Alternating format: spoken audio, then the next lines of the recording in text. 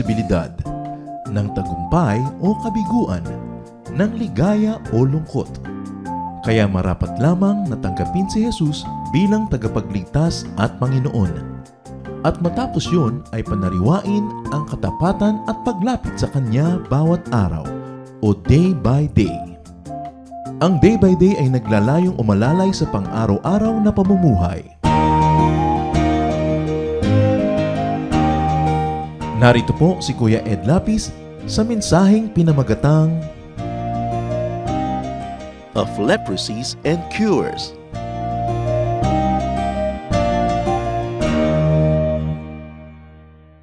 Meron po mga sinasabi ang iba na as above, so below. Kung ano daw yung nangyayari sa taas, nangyayari sa baba.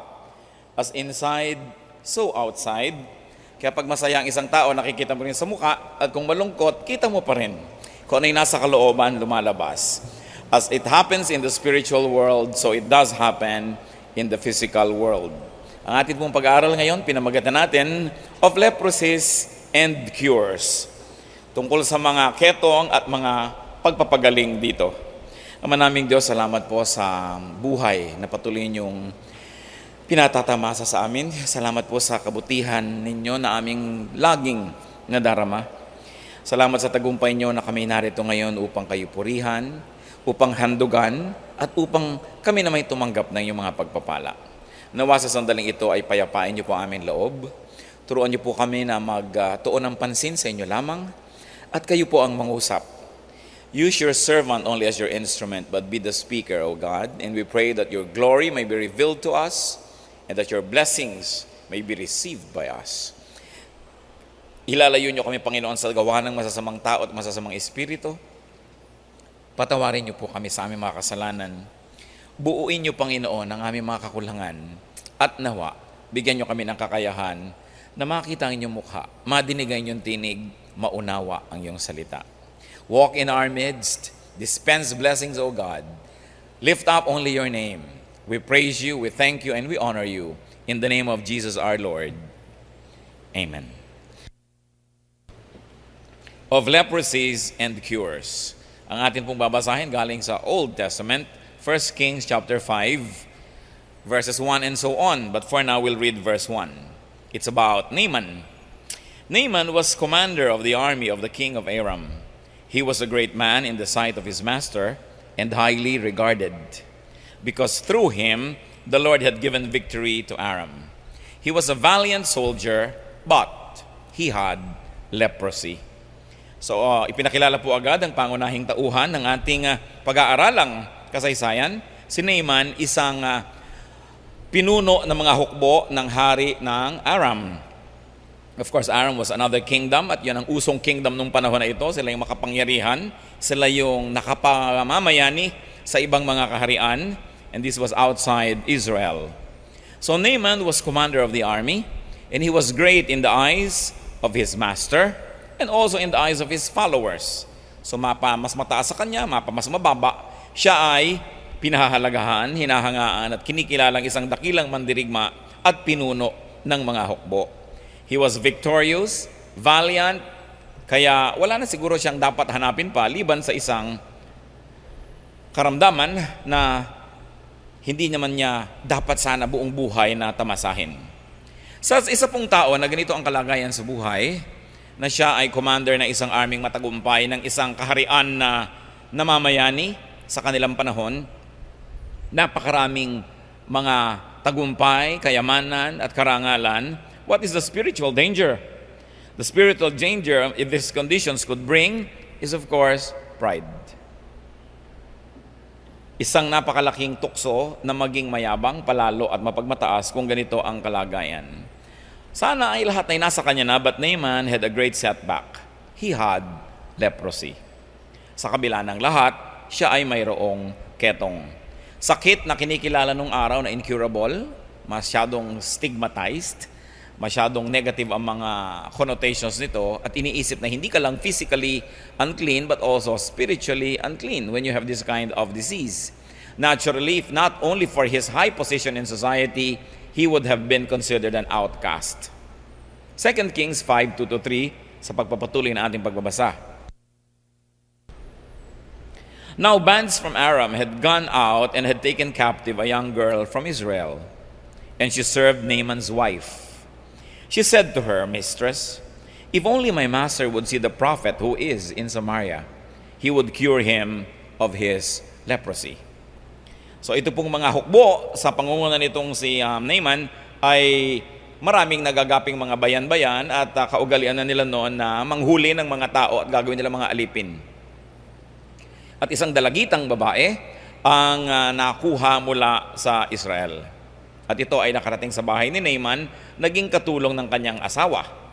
At ang babaeng itong bata ang pinagmulan ng isang payo. Sabi niya, "Naku, ma'am, kung sana po ay pupunta lamang si sir doon sa propeta na nando sa Samaria, kayang-kaya po siyang pagalingin. At mawawala po yung napakalaki niyang karamdaman na yan, na siyang pinakamalaking hadlang para siya lubos na lumigaya." So the promise of cure and hope came from a captive girl. A girl who had become a maid. And this girl was talking about a prophet of a different religion in Samaria, a simple province in Israel, a simple country. So kung tutusin, kitang-kita po ninyo yung contrast doon sa kalagayan ni Naaman. Siya'y tinatanghal na bayani, dakila, mayaman, sikat, tinitingala. Pagkatapos heto, isang katulong na babae, may mga katulong na ng lalaki, ito babae pa, na noong mga panahon na yon, mas mababa ang pananaw ng marami kaysa sa lalaki. So babae, katulong, at ang ipinagmamalaki, isang propetang di naman kilala sa bayan nitong si Naaman, na nasa isang probinsyang hindi naman makabago at hindi mayaman, sa isang bansa na hindi naman namamayani nung mga panahon na yon. Yon ang inialok na kagalingan para sa isang napakadakila at sikat na lalaking ito. And we will notice that these sources of hope were characterized by weakness, by simplicity, by lowliness. In other words, it is all characterized by humility.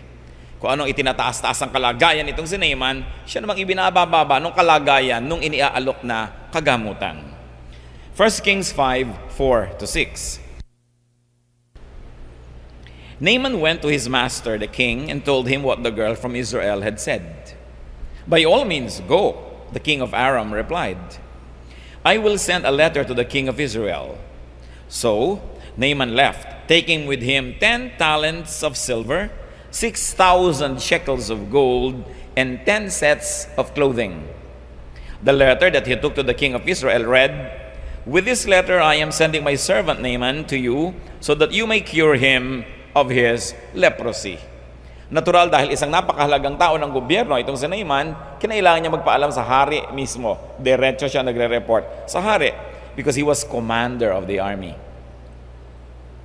At sabi naman ng hari, "Sige, lumakad ka, hanapin mo ang kagalingan sa iyong karamdaman. Susulat pa ako sa hari ng Israel para pansinin kanyang lalo at bigyan ka ng halaga. At dalhin mo ang sulat na ito." At dala-dala po niya ang sulat na ito. At marami pa siyang dalang mga handog. Maaring ang iba doon ay para sa hari ng Israel at ang iba ay para doon sa propeta na sinabi ng batang babae na siyang magiging instrumento para siya gumaling. Ang dami niyang dala, 10 talents of silver, 6,000 shekels of gold, and 10 sets of clothing. At ipinadala ang sulat. Nung buksan ang sulat, sabi niya, "Dear King of Israel, gamutin mo naman itong aking isinusugo sa iyong tao. Mahalaga ito sa akin. Yours truly, King of Aram." So Naaman's quest for cure was characterized by grandness. Kung ano naman ang inihumble-humble nung kalagayan nung nagpayo at nung pupuntahang propeta, nung bansang pupuntahan, siya namang kabaligtaran ng dating nitong si Naaman. It was full of circumstance and grandness and pomp. Kings got involved in the story. There was diplomatic correspondence of the highest order. Wealth was involved, and definitely a large retinue of guards, of bodyguards, of servants, of assistants went with Naaman into Israel. And the king of Aram erroneously asked the king of Israel to be the healer. Mukhang may communication problem sila. 1 Kings 5:7. As soon as the king of Israel read the letter, he tore his robes and said, "Am I God? Can I kill and bring back to life? Why does this fellow send someone to me to be cured of his leprosy? See how he is trying to pick a quarrel with me. Sobrang nabahala ang hari ng Israel dahil mas makapangyarihan yung hari na may padalang hiling sa kanya. Sabi niya, Diyos ba ako? Kaya ko bang buhayin ang patay? Bakit itong hari na ito ang magpapadala dito ng ketongin at sasabihin sa aking pagalingin ko? Sigurado humahanap to ng babag. Na hindi ko mapagbibigyan, hindi gagaling itong pasyenteng ito, magkakaroon siya ng excuse na lumusob dito para tayong lahat ay lipulin at tayo ay sakupin. Sapagkat alam naman po natin na ang leprosy, until very recently, was incurable. So, paano ko ito papagalingin? Sigurado ang hinihiling na ito, imposible talaga para lang magkaroon ng excuse para magkagulo. So the king of Israel thought that the king of Aram was picking a fight. 1 Kings 5:8-12. When Elisha, the man of God, actually he was the prophet that the girl was referring to, when Elijah, the man of God, heard that the king of Israel had torn his robes, he sent him this message, "Why have you torn your robes? Have the man come to me, and he will know that there is a prophet in Israel." So Naaman went with him, with his horses and chariots, and stopped at the door of Elisha's house. Elisha sent a messenger to him to say, "Go, wash yourself 7 times in the Jordan, and your flesh will be restored, and you will be cleansed." But Naaman went away angry and said, "I thought that he would surely come out to me and stand and call on the name of the Lord his God, wave his hand over the spot and cure me of my leprosy. Are not Abana and Pharpar, the rivers of Damascus, better than any of the waters of Israel? Couldn't I wash in them and be cleansed?" So he turned and went off in a rage. Nakita nyo na dahan-dahan po natin nakikilala itong si Naaman.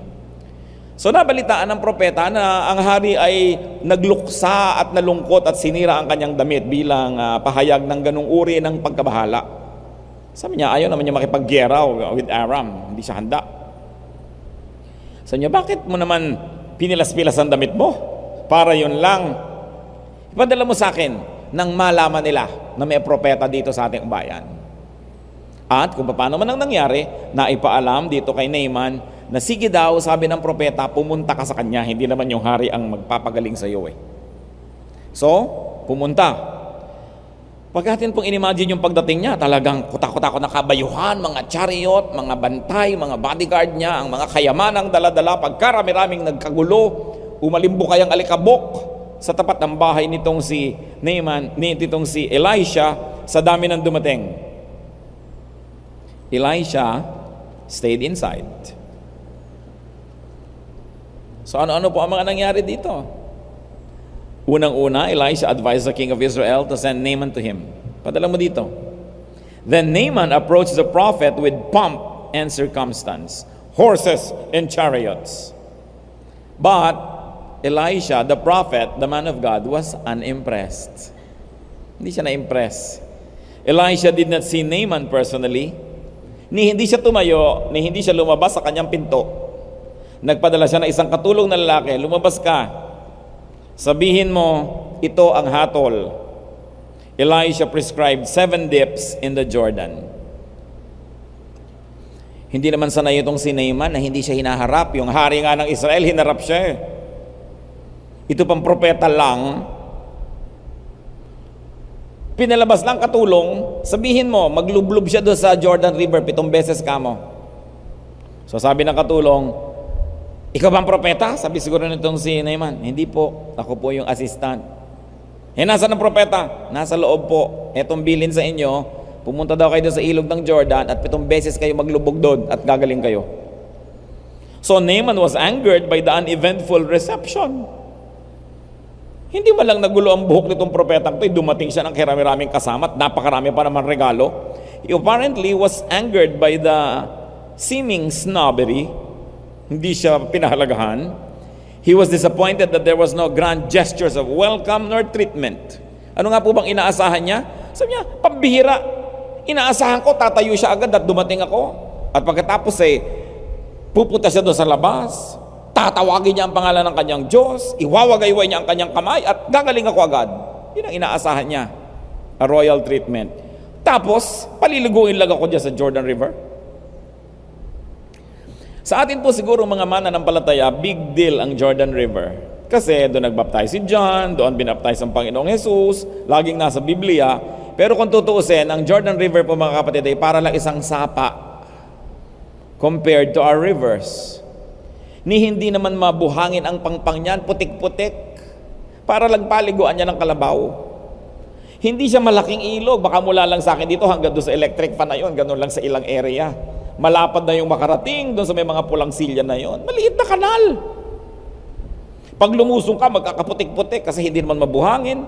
Hindi tulad ng mga ilog nating may mga batong puti, batong mga magagandang kulay. Hindi ganun. So, Naaman was insulted that he was directed to the murky and uneventful Jordan River. And he berated the Jordan. Ininsulto pa niya. Sabi niya, bakit? Wala bang magagandang ilog sa sarili kong bayan? Aba, kung ilog din lang at ilog, walang sinabi yan. Diyan lang pala ako papalubugin. Nagsayang pa ako ng pagod. At buong ngit-ngit na umuwi siya. Dala pa rin niya ang kanyang mga regalo at dala pa rin niya ang kanyang ketong. 1 Kings 5:13 to 14. Naaman's servants went to him and said, "My father, if the prophet had told you to do some great thing, would you not have done it? How much more then when he tells you, wash and be cleansed?" So he went down and dipped himself in the Jordan 7 times, as the man of God had told him, and his flesh was restored and became clean like that of a young boy. So Naaman finally got cured when his servants admonished him to obey the prophet. And he did. Dahil umuwi siyang bigo at galit, mainit ang ulo, may sakit pa rin, naglakas loob muli ang kanyang mga katulong. Sabi sa kanya, "Ama namin na boss, kayo naman, sa tindi ng kalagayan ninyo, siguro kung pinatulay kayo sa alambre, tutulay kayo eh. Kung pinalunok kayo ng bubog, lulunok kayo. Kung pinatungtong kayo sa bola, tutungtong kayo. Dahil kahit ano ipagawa sa inyo, sigurado naman gagawin nyo dahil desperado na kayo. Mano ba namang inilubog nyo na sana yung sarili nyo doon sa ilog? Dali namang gawin. Napag-isip-isip din itong amo. Oo nga naman. So, ginawa. At nung ikapitong lubog, pag-ahon niya, parang bata muli ang kanyang katawan, kuminis ang kanyang balat, gumanda ang kanyang itsura. Elijah's advice was too small. It was too unglamorous and too humbling. That's why it did not appeal to Naaman. But when he finally obeyed, he got well. His obedience conveyed a change of heart and attitude. Finally, we can see humility in Naaman. Kaya po siya ipinakilala ng Biblia na gano'n na lamang, inuna yung kanyang mga katangian, yung kanyang kadakilaan, kanyang kayamanan at katanyagan, sapagkat sabi nga natin yan ay maaaring makatukso sa isang tao para siya ay maging palalo, maging mayabang. So, ano ang ipinayo ng propeta na nakababatid ng maraming bagay dahil siya ay kinakasihan ng Espiritu ng Diyos? Alam niya na ang problema ni Naaman was pride.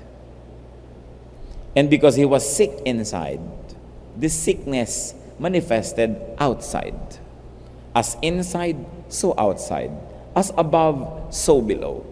So his leprosy was only a symptom of a spiritual illness, and that would have been nothing else but pride, because the prescription of the prophet of God, the man of God, was a humiliating act. Alam niyo po, ang lahat ng uri ng sakit ay dahil lang sa imbalance. Therefore, humility cured him. Yan ang nagpagaling kay Naaman. Kasi ang sakit niya, pride. Sa palagay nyo nga naman, bakit siya pinapaligo doon sa maputik na ilog na ito, samantalang marami naman magandang ilog? At tamang-tama, talagang tinanggihan niya. So hindi na natin mapagkakamalan pa na sobra ang pride ng taong ito. Na pati yung propeta ng Diyos, gusto niya tumayo dahil dumating siya.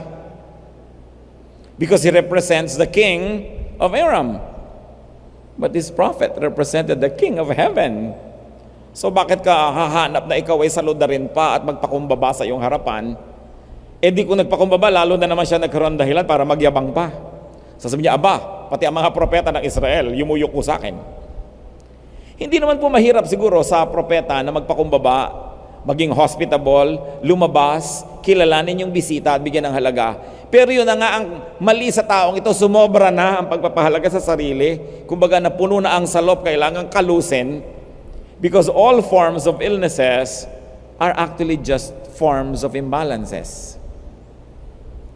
Kaya pag may chemical imbalance ang ating katawan, wala kang, halimbawa kulang na kulang ka sa sugar, so kailangan uminom ka ng mga matatamis para mag-balance ang iyong blood.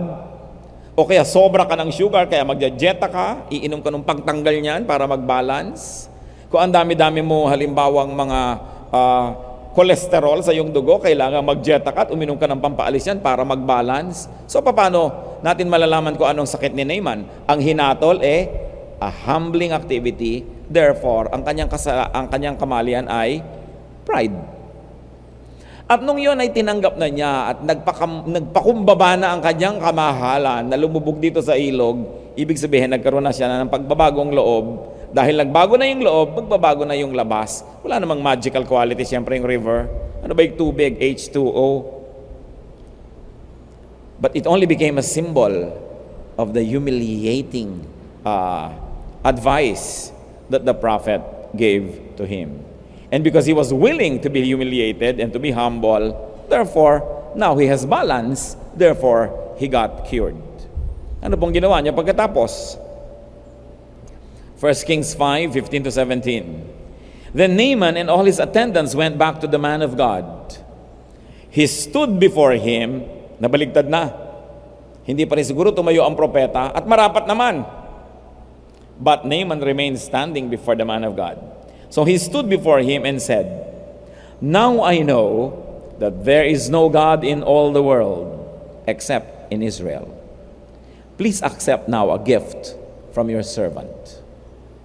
The prophet answered, As surely as the Lord lives, whom I serve, I will not accept a thing. And even though Naaman urged him, he refused. If you will not, said Naaman, please let me, your servant, be given as much earth as a pair of mules can carry, for your servant will never again make burnt offerings and sacrifices to any other god but the Lord. So nakita po natin ang ginawa nitong si Naaman. Naaman humbled himself before the prophet. Now, he was willing to stand before him. He acknowledged the God of Israel, and then he offered the prophet a gift and called himself the prophet's servant. Nabaliktad, sabi niya, your servant. Servant na ang tawag niya sa kanyang sarili. So alam natin nagkaroon ng pagbabagong loob. Elisha refused the gift. You think he did not need it? You think he did not want it? Siyempre, kahit propeta ka, gusto mo rin yan. At kung talagang wala kang gamit dyan, pwede mong ibigay sa mga taong tinutulungan mo. Pero bakit kaya tinanggihan ni Elisha? I like to think that Elisha refused the gift as it might tempt Naaman to be proud again. Nagpaka-humble-humble lang nga, baka kung tinanggap niya yung kayamanan, matukso na namang yumabang dahil siya na naman itong nagbibigay, imbes siya ang nagpapasalamat. So, there are times when prophets must refuse because it would be good for the other person not to be accepted from. Pinipili po natin ang binibigyan, pero pinipili din natin ang tinatanggapan. Lalong-lalo kung pagka tinanggapan mo siya, yung tumanggap ka ng galing sa kanya, magyayabang na, mag-aamu-amuhan, magmamataas, huwag mo nilang tanggapin. At yan ay nakita ng propeta, hindi niya tinanggap. And the real cure that happened to Naaman was that he knew, he believed, and he worshiped the God of Israel. Sabi niya, kung hindi po ninyo tatanggapin ang aking mga abang handog, payagan niyo po ako maghakot ng lupa, yung pinakakayang madala nitong aking mga hayop na pwedeng magbuhat ng mga lupang yan, payagan niyo po ako. Dahil alam niyo po kung anong gagawin niya? gagawa siya ng altar sa kanyang sariling bayan, naglupa na galing sa Israel. At doon siya gagawa ng mga handog. Sabi niya, naku, hindi na ako maghahandog kahit kaninong Diyos pa. Nalaman ko na walang ibang Diyos, kundi ang Diyos ng Israel. At bakit pwede niyang malaman yon? Because he was a man of international renown. He must have tried many remedies. He must have seen many doctors. He must have received advice from a lot of people, many of them religious, but nothing worked. Kaya sabi niya, alam ko na, batid ko na, walang ibang dapat sambahin kundi ang Diyos ng Israel. What other lessons can we review from this story? That power, wealth, and fame can bring pride. Kung minsan nga napaka-pobre at napakadukha na nga, mayabang pa eh. Di ba? Nakakita ba kayo ng walang-wala namang karapatang maging mayabang, mayabang pa rin? Lalo naman kung minsan yung may maipagyayabang na kahit konti. Kahit na naman siya naging binibining kangkungan 1965, hindi na malimutan. Naging extra siya sa Darna and the Giants. Hindi na malimutan. Dahil yun na ang kanyang claim to fame. Lalo na yung nagkakaroon pa ng konting tagumpay. Yumaman ng kaunti, gumanda ng kaunti, naging matalino, umayos-ayos ang pamumuhay, lalong maraming tendency na maging mayabang. Naaman's spiritual leprosy, which was pride, could have been the cause of his physical illness. And what makes us think that way? Kasi nung nagpakumbaba siya, gumaling eh. So yun nga ang pinagmulan. Meanwhile, humility or cured spirituality healed the leprosy. Ano naman ang pakialam natin sa kwentong ito? Tagal-tagal na niyan nangyari. Layo-layo mula dito. Marami po tayong pakialam sapagkat marami po sa atin maaaring katulad ni Naaman na may ketong. Maaaring itong ketong na ito ay physical ketong o ibang uri ng physical illnesses or just plain spiritual illnesses that are not visible. Naghahanap din tayo ng lunas. Marami rin tayong pinupuntahan, pinapakinggan. Marami tayong payong sinusunod. Marami tayong pagtatangka at marami na rin siguro tayo nagagastos para hanapin ang mga sagot sa ating mga tanong. Yung pala, nasa kaloob-looban lang ng puso natin ang sagot. Maaring itong ketong na ito ay dahil sa pride. Maaari rin namang ibang uri ng spiritual illness. Hindi pagpapatawad, pagtatanim ng sama ng loob, hinanakit, galit, pagkamuhi, selos, inggit. Lahat ng yan, nagbubunga ng sakit sa katawan ng tao. Sakit na physical, kaya kung minsan, naubos ang pera mo, kapapagamot, di ka pa gumagaling. Hindi naman kasi physical yung illness, spiritual.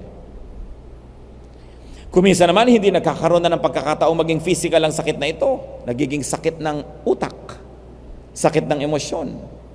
Nagiging nervyoso ang tao, nagiging duda, nagiging sobrang paranoid, maraming iniisip na hindi naman dapat isipin. Ang lahat ng pinagmumula ng mga ito ay sakit ng kaluluwa. Kaya kung tayo po ngayon ay magpapapayo dito kay Elisha, ano kaya ang ipapayo niya sa atin? Maaaring sabihin, sige, lumubog ka dyan sa Manila Bay. O dili kaya sa Pasig River, sa Estero. O maaaring yung mas practical na kahulugan nitong pagpapakumbaba, maaaring ang ipinapayo pala sa'yo, makipagkasundo ka na doon sa kaaway mo. Ganon din yun eh. Isang pagpapakumbaba yun eh. So, ano yung kaaway ko? Ang dumi niya. Ganon din yung river. Ayaw mo, you think you are above the river. Maaaring ang sinasabi sa atin ngayon ng Espiritu ng Diyos ay, tanggapin mo na yung pagkakamali mo. Admit your mistake. O ang sinasabi, sige, ituwid mo ang iyong mga kamalian. O magpatawad ka na. O kaya huwag ka mainggit. Napakalakas sumira ng kalusugan ng tao ang inggit. Parang asido yan na sinusunog kanyan. Jealousy. Ano kaya ang maaaring sakit natin? Liban na lang na masabi niyo, kapatid, na kayo 100% healthy, spiritually speaking, then there is a Naaman in each one of us. We have our own versions of this leprosy. Like Naaman, we have ideas of how it might be cured. But probably like Naaman, we still are not cured.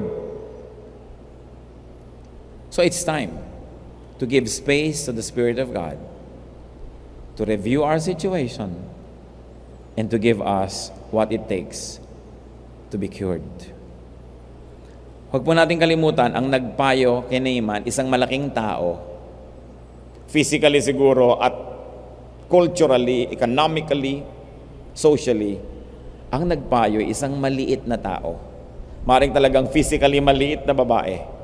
Pero maliit siya sa paningin ng iba, wala siyang pangalan sa lipunan, wala siyang pinag-aralan siguro, pero meron siyang alam na hindi alam ni Naaman, na may Diyos sa Israel. Meron siyang kilala na hindi kilala ni Naaman, ang Diyos ng Israel. Ngayon, maaari namang kilala natin ang ating Diyos, pero maaaring meron pa siyang katangiang hindi pa natin nalalaman, hindi pa natin nauunawa, dahil hindi pa tayo nagsusuko sa ganong larangan ng buhay. Dip in your humble Jordan River and be healed. That's why the story was written in the Bible, not for us to marvel at the beauty of the story, but for us to see that there could be a Naaman in each one of us. At kung hindi man tayo yung si Naaman, pwedeng sabihin nyo, hindi naman ako yan, I'm okay. Maaaring kayo yung babaeng ito, na meron kayong dapat payuhan, dapat ipanalangin, at dapat dalhin sa Panginoon para siya gumaling. Tingnan niyo po ang lakas ng loob ng batang ito. Isa lang siyang hamak na katulong para magpasabi doon sa amo kung anong dapat gawin. Pero hindi niya minaliit ang kanyang sarili. Tulad ng ginagawa ng marami sa atin. Naku, mayaman yan, mahirap mag-share. Naku, sikat yan. Naku, matalino yan, mahirap sharean. Naku, hindi matalino. Kaya tuloy hindi na si sharean dahil minamaliit natin sarili kuminsan. Pero siya, hindi niya inalintana na gano'n ang kalagayan niya sa lipunan. Malaki ang kanyang puso sapagkat puno yun ng Espiritu ng Diyos. At dahil doon hindi siya nangimi na makipag-usap maging sa kanyang amo, maging doon sa kinikilalang taong ito, sapagkat alam niya na may kulang din sa taong ito. And that kind of love and that kind of concern should be enough to compel us to transcend any perceived limitation or perceived smallness so that we may be big enough to speak to anybody who needs God. So sino tayo sa istoryang ito? Maaaring tayo rin yung asawa ni Naaman. Hindi siya ang pinagmula ng payo, pero siya ang unang pinagsabihan ng katulong at dahil sa kanyang pamamagitan, nakarating ang mensahe ito sa kanyang asawa. Pwede kaya na meron namang taong dapat nating dinadala dun sa taong nangangailangan din? Nasa gitna tayo at ang papel naman natin dito yung asawa ni Naaman? Pwede naman kaya na ang papel natin dito ay yung hari, yung amo ni Naaman, na mawawala siya sa trabaho, magiging absent siya for a while, mangingibang bayan para magpagaling. Papayagan ba natin ang mga taong nasasakupan natin, nasa ilalim ng ating kapangyarihan na hanapin ang Diyos, hanapin ang lunas sa kanilang mga suliranin, o mananatili tayong makasarili at gusto nating, nandiyan ka, baka kailangan kita. Anak kita, diyan ka, huwag kang umalis, kailangan kita. Ikaw ay dito, pero hindi na natin inaalintana kung ang di natin pagpayag ay nangangahulugang mananatili sila na may mga kulang sa buhay. Sinasarili ba natin ang mga tao? O maaaring tayo naman yung gagamitin ng Diyos para makapagpagaling sa iba. Magkakandara pa ka na ba dahil mayaman yung dumating at may mga dalang mga regalo? Lilimutin mo na ang dignity na ibinibigay sa iyo ng Diyos at tatanggapin mo na nga lahat yung ibinibigay kahit biglang ikaw na bigla yung sir na ang tawag ba sa kanya dahil nabibigyan ka na? Marami po mga lingkod ng Diyos, nagkakaganyan, katatanggap, nagiging muchacho sila ng mga tagabigay. So there are times when we refuse to receive, not because we are proud, but because we don't want to tempt the other person to be proud, and also so that we are not able to put a price tag on the ministry that God gives us. That the servants of God must always conduct themselves with the highest deportment, with the greatest self-respect and dignity, not pride, but self-respect. Because the work of God and the workers of God must be respectful. O sa konting barya lang, kinaladkad mo na ang iyong karangalan at bubuntot-buntot ka sa isang mayaman na nagdodonate. Sa konting halaga ay minarapat mo na mawala ng puri ang iyong ministry, ang iyong sarili dahil naghaharimunan ka sa konting barya. Everybody in this story has a lesson for each one of us. Sino po tayo dito? Aming Diyos, lumalapit kami sa inyo. Humihingi kami ng karunungan ngayon para maunawa namin kung sino kami sa kwentong ito. Kami po ba si Naaman na dapat na magpakumbaba? O dapat magbigay ng balanse sa aming buhay espiritual? Kami ba yung katulong at yung mga katulong na pinagsikapan na makarating ang mensahe kahit doon sa taong maaring mahirap abutin? Kami ba yung asawa naman na namagitan mula doon sa nagpapayo at sa papayuhan? Kami po ba yung propeta na dahil nakababad sa inyong kapangyarihan ay marunong kumilos, tama ang ginagawa, sukat ang bawat kilos? Sino man kami dito, Panginoon, o kombinasyon ng mga taong ito, nawa ang sandaling ito ay maging isang sandali ng kagalingan namin. Ipabatid mo sa amin, Panginoon, ang aming mga pagkukulang, ang aming mga kamalian, at nang sa ganun ito ay mapunan.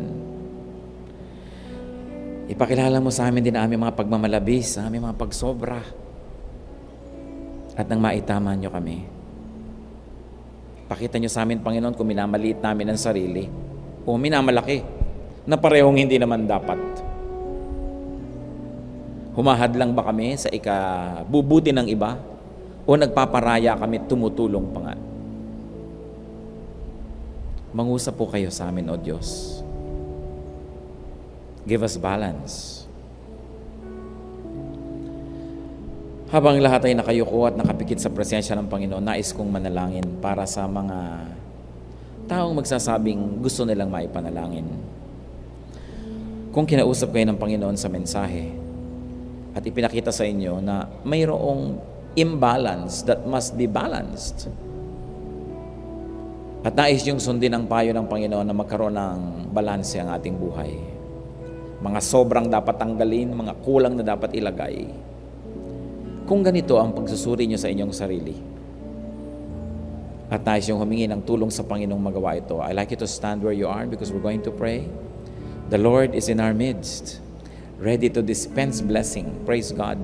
Who else will stand and say, Lord, buuin niyo po ako. Alisin niyo po yung mga sobra. Ilagay niyo yung mga kulang. Nagpapakumbaba akong kinikilala yon na kayo ang aking kagalingan at kagamutan.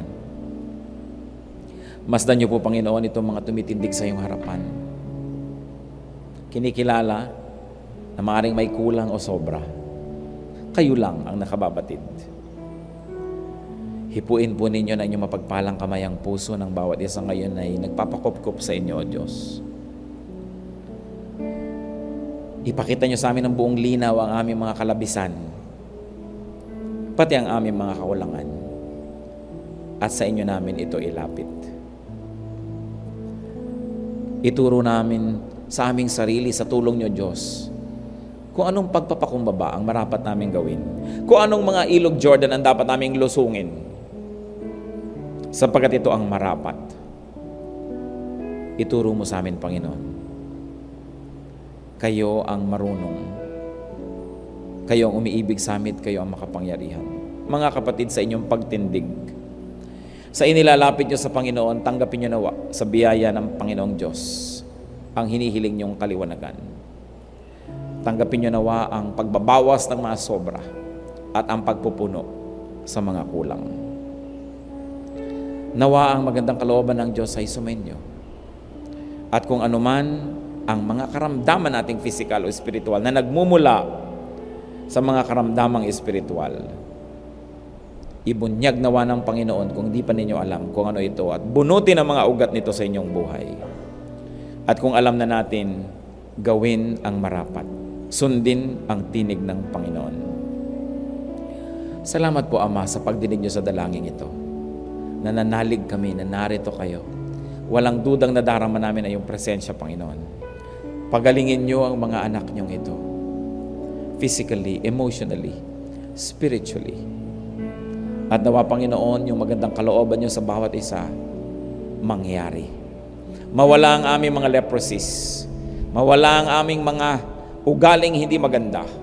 At nang sa ganon, yung magandang ibinibigay nyo tulad ng ibinigay nyo kay Naaman.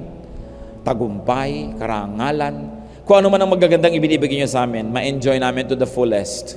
Because we have eyes to see and appreciate it. And we have eyes to see you, O God. And we have ears to hear your voice. Mga kapatid, nawa, ang lahat ng mabubuting bagay na ipinagkakalob sa inyo ng Panginoon ay matamasan nyo ng lubos. Tulad ni Naaman, mawala ang ating mga leprosies so we may enjoy to the fullest the goodness of God. Thank you, Father, for hearing this prayer. In the name of Jesus.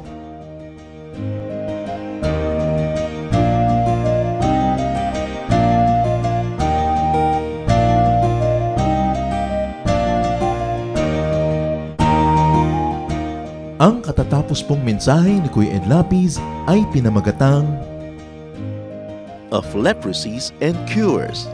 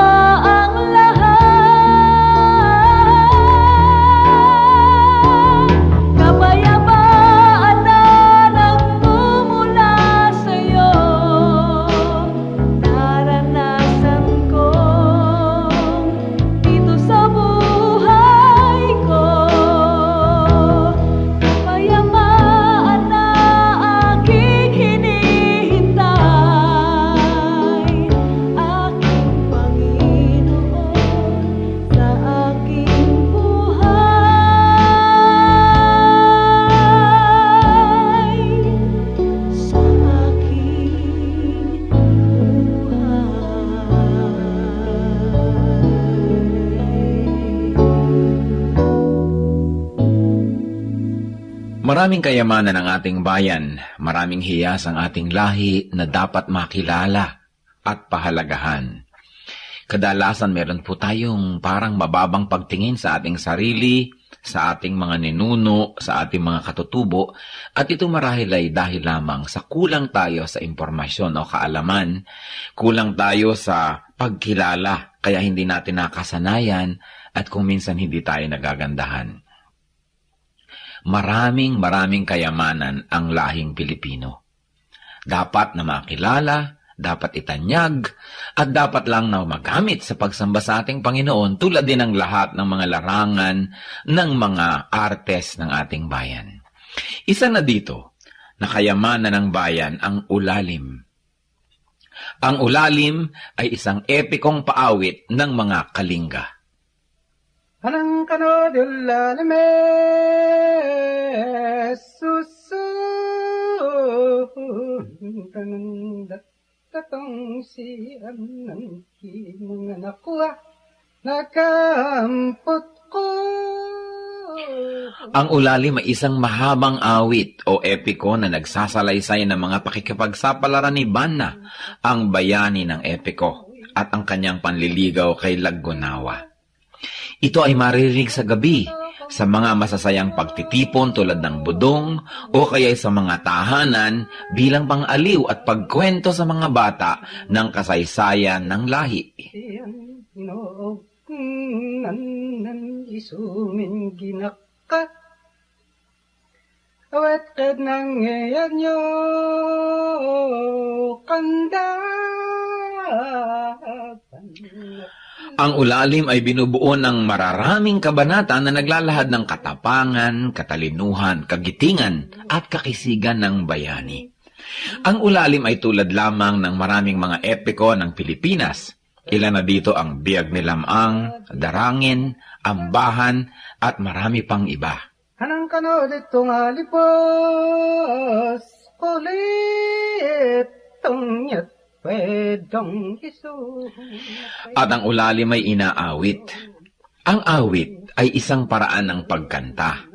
Kadalasan sinasabi natin, umawit ka, ibig sabihin kumanta. Ang awit ay isang uri ng pagkanta na parang pakwento na hinahagod ang mga tunog na parang pasyon. Ang pasyon ay isang awit.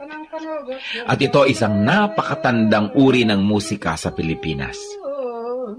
Magpahanggang ngayon ang mga makabagong mga awit o musikerong Pilipino kapag sila lumilikha ng mga tunog, kahit hindi nila sinasadya, sila ay napapaawit, humahagod, at ang pag-uri ng pagkanta ay kumukulot-kulot ang mga letra na paraan ng pag-awit ng mga katutubong Pilipino.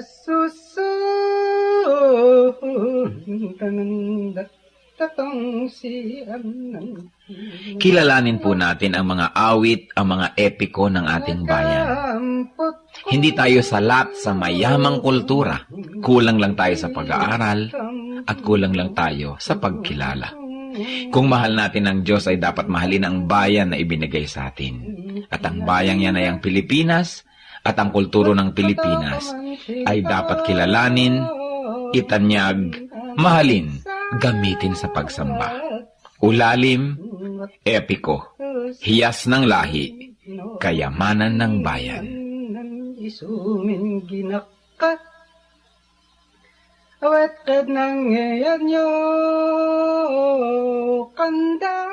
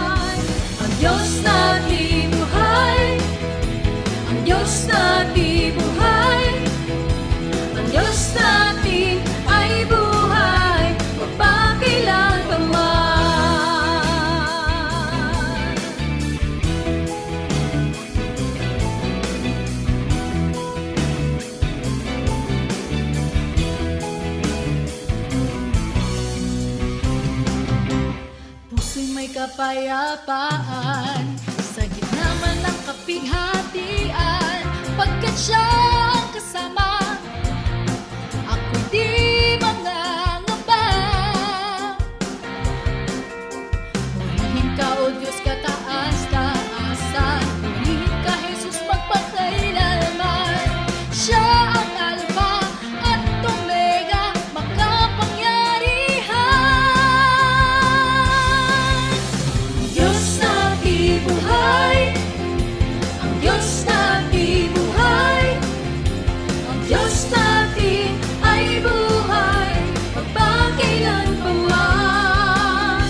Ang Diyos na di buhay, ang Diyos na di buhay, ang Diyos natin ay buhay, magpakailanman. Ang Diyos natin ay buhay, ang Diyos natin ay buhay, ang Diyos natin ay buhay, magpakailanman. Ang Diyos natin ay buhay, ang Diyos natin ay buhay, ang Diyos natin ay buhay, magpakailanman. Ang Diyos natin buhay, siya ay ang Diyos natin buhay, ang Diyos natin ay buhay, magpakailanman. Ang Diyos natin buhay, ang Diyos natin buhay, ang Diyos natin ay buhay, magpakailanman. Ang Diyos natin ay buhay, magpakailanman. Ang Diyos natin ay buhay, magpakailanman.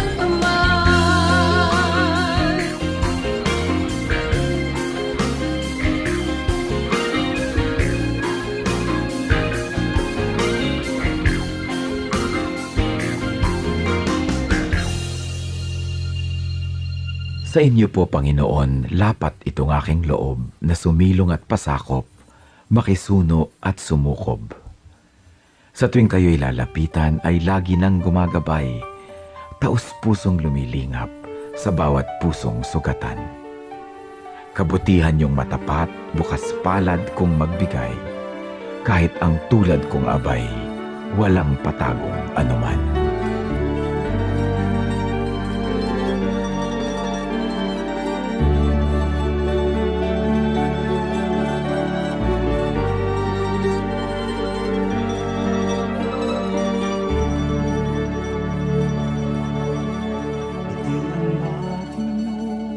Sa pagsikat ng araw, maging sa karilagan ng takip siling,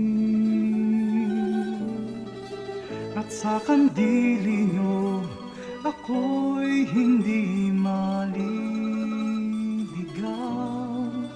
Latnan man ng unos sa lalim ng dilim.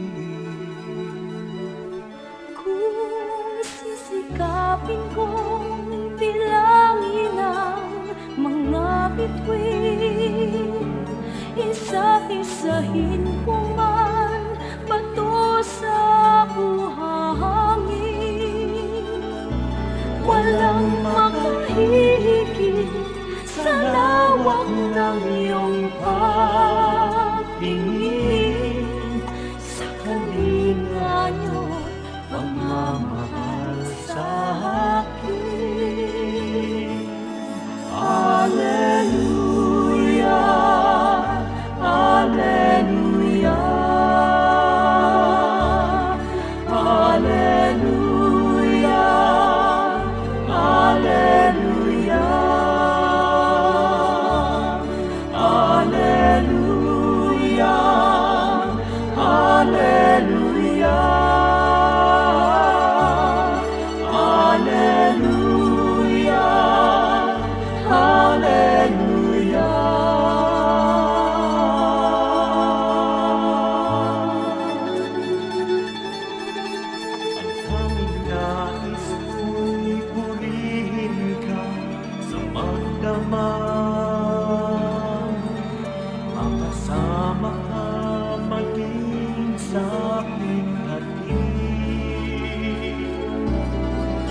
ako'y nagagalak sa kaligtasan niyo't habag. Pagkat paglapit ko, ngiti ang iyong bati. Hallelujah, Hallelujah, Hallelujah,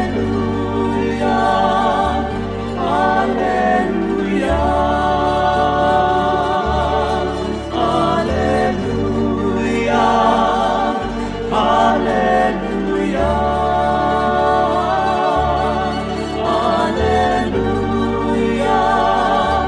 Hallelujah,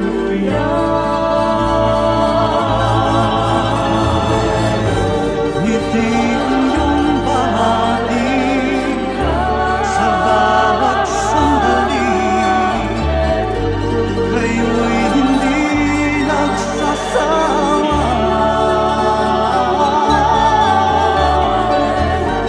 Ako'y dinilisan, di niyo hinayaan. Kayo ang laging kasama.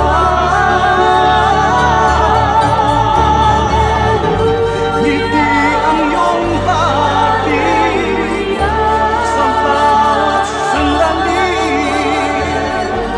Kayo'y hindi nagsasawa.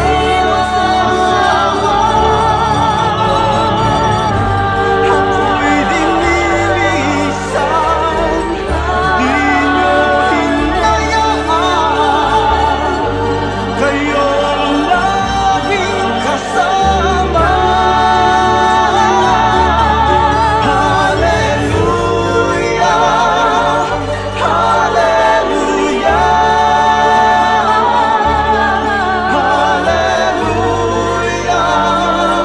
Hallelujah,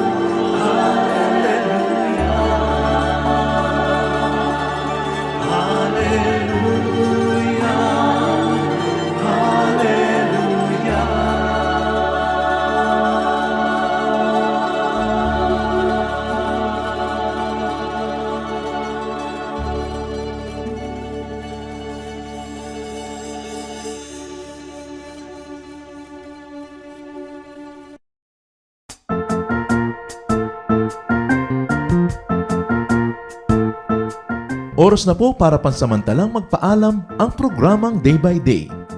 Tayo po'y magsama-sama tuwing ika-6 hanggang ika-7 ng umaga, araw-araw. Magandang umaga po at mabuhay ang Panginoong Hesus!